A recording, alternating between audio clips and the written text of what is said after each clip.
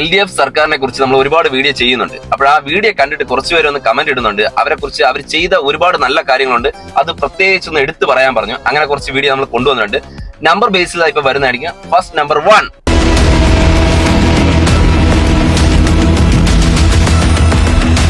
നമ്മുടെ AI camera, അതായത് 232 കോടിയുടെ സേഫ് കേരള പദ്ധതി, അതിൽ തന്നെ 132 കോടിയുടെ അഴിമതി.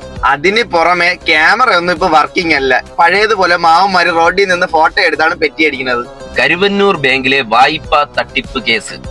100 കണക്കിന് കുടുംബങ്ങൾ നിക്ഷേപിച്ചിരുന്ന പണമാണ് പാർട്ടിക്കാരും അണികളെല്ലാം കൂടെ കട്ടുമുടിച്ച് കൊണ്ടുപോയത്. 100 കണക്കിന് കുടുംബം വഴിയാധാരമായി. ലൈഫ് മിഷൻ പദ്ധതിയുടെ വിദേശ ഫണ്ട് തട്ടിപ്പ്. റെഡ് ക്രസന്റ് കരാറിന്റെ മറവിൽ കോടികളുടെ കൈക്കൂലി ആരോപണം. ഇതിൽ നമ്മുടെ മുഖ്യമന്ത്രിയുടെ ചങ്കിന്റെ ചങ്കായ പ്രിൻസിപ്പൽ സെക്രട്ടറി വരെ അകത്തായതാണ്. മാസപ്പടി കേസിൽ വീണയും കമ്പനിയും സേവനം നൽകാതെ 1.72 കോടി രൂപ മുക്കി. ഇത് ഞാൻ പറഞ്ഞതല്ല, SFIOയുടെ കണ്ടെത്തൽ.